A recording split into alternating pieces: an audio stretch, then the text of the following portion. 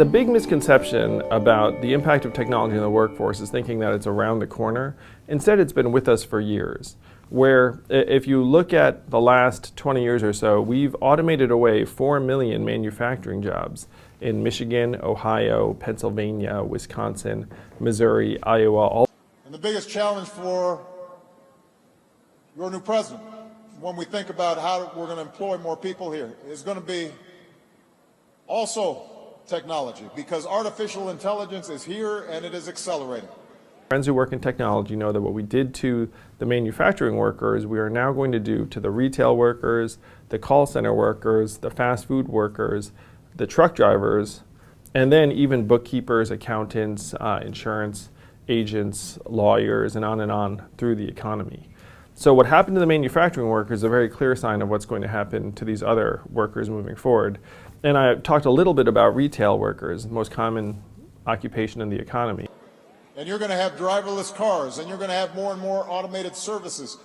And that's going to make the job of giving everybody work that is meaningful tough. Because Amazon is soaking up $20 billion in commerce every year. And many of these workers are making $11 to $12 an hour and don't have a huge savings cushion to be able to make meaningful adjustments. Being a truck driver is the most common job in 29 states. There are 3.5 million truck drivers in this country. Average age 49, 94% male, average education high school or 1 year of college. They're making about $46,000 a year right now. It's one of the higher paying blue collar. We're going to have to be more imaginative. And the pace of change is going to require us to do more fundamental reimagining of our social and political arrangements to protect the economic security and the dignity that comes with a job. It's not just money. Blue collar jobs in this country. And on the West Coast, you have my friends in Silicon Valley who are trying to automate truck driving. And the reason they're doing that is because of the money. $168 billion in financial incentives for automating away truck drivers. And that's not just labor savings, that's also equipment utilization, because a truck never needs to stop, whereas human-driven trucks have to stop every 14 hours. Fuel efficiency. That a job provides. It provides dignity and structure and a sense of place and a sense of purpose. And so we're going to have to consider new ways of thinking about these problems, like a universal income, review of our work week, how we retrain our young people, how we make everybody an entrepreneur at some level. But we're going to have to worry about economics.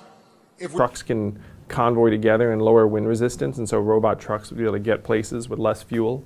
Fewer accidents, because truck drivers right now kill about 4,000 other motorists a year in accidents, and that number would come down if you had automated freight. So there's a very, very powerful set of incentives to try and automate truck driving as an occupation. Again, though, you have this 3.5 million truckers, and only 13% of them are. If we want to get democracy back on track.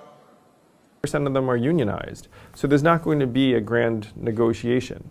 So imagine being a trucker who's taken out $50,000, $60,000 loan to lease your truck, and it's your livelihood and your means of support, and then all of a sudden you have to compete with a robot truck that doesn't need to sleep.